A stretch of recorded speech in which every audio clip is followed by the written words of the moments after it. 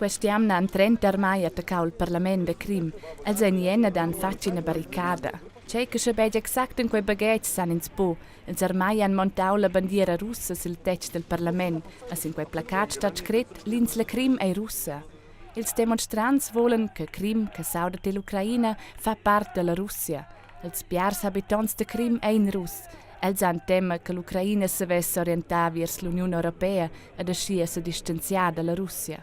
La Russia ha medemamente tema degli a vinco militar, quei è per difendere la flotta russa che è stazionata a Crim. Vinavon en due plazzas aviaticas dalla mesinsla Crim venidas occupadas da armai. Tier c'è armada che qual sauden san ins po, i venden ton schminau che qual sauden tier la flotta russa. Ad ier sera è dau in scamon per avions da scolà sur la mesinsla Crim, per evitare che è un de pli armada vegna Crim. Il presidente dell'Ucraina, Arseniy Yatsenyuk, ha supplicato la Russia di se retrare dall'Ucraina. La situazione resta più mal sigura.